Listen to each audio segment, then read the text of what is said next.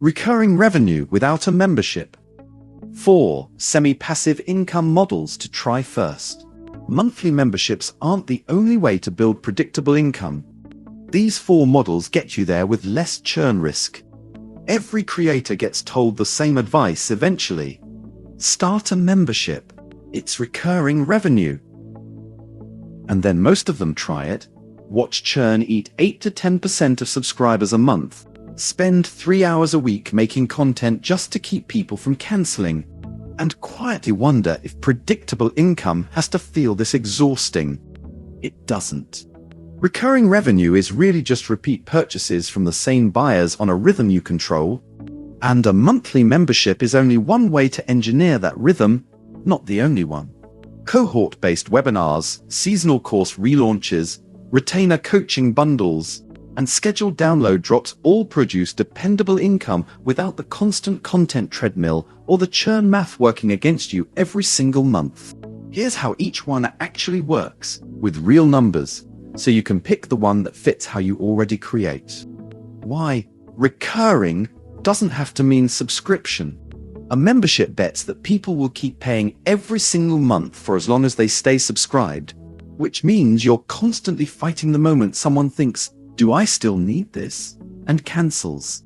The 4 models below make a different bet. That the same person will buy from you again, deliberately. On a schedule you set, a live cohort, a seasonal edition, a renewed retainer, a new drop. You're not defending against cancellation every 30 days. You're reselling to people who already trust you. At intervals that match how often you actually have something new to say. That's a fundamentally lower stress way to build predictable income, and it's worth comparing against a membership before you commit to one. Model 1. Recurring cohort webinars. Instead of one evergreen course sitting untouched, run the same live webinar every month with a new group of buyers each time. You build the content once, deliver it live, or as a scheduled replay, on a repeatable date, and sell seats fresh every cycle. A creator teaching freelance pricing, for instance, might run Price Your First Client Project on the second Tuesday of every month at $47 a seat.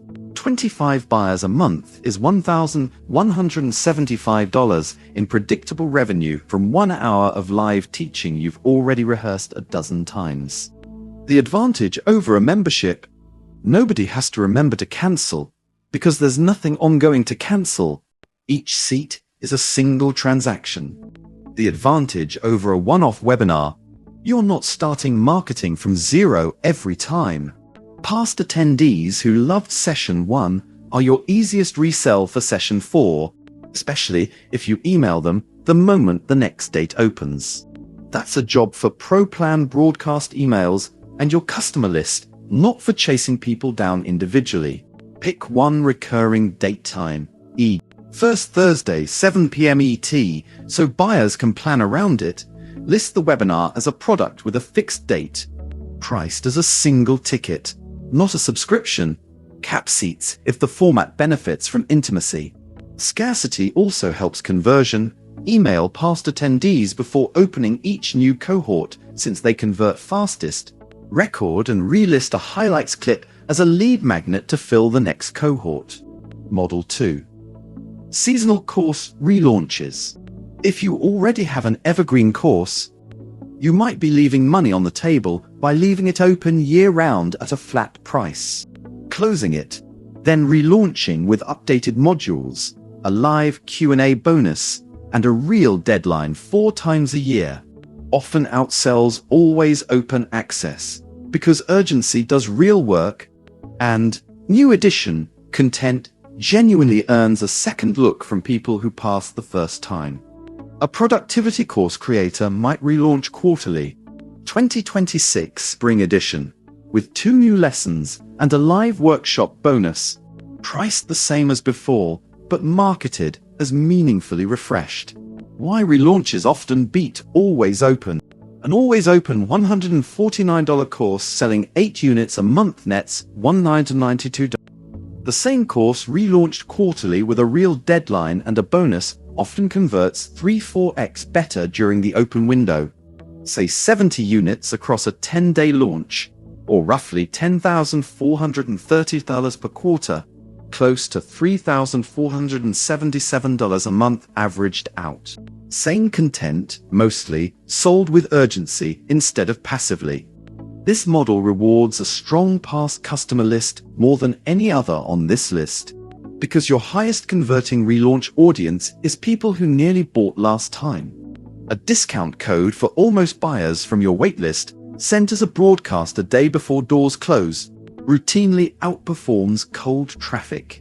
If you haven't set up a waitlist product yet, it takes minutes inside your dashboard and gives the next relaunch a warm list to open with instead of starting cold. Model 3. Retainer-style coaching bundles. This is the closest of the four to a membership, but structured entirely differently. Instead of auto-billing access to a content library, you sell a defined block of one-on-one coaching, say 4 calls over 8 weeks, and renew it explicitly when it ends. The client isn't paying to stay subscribed.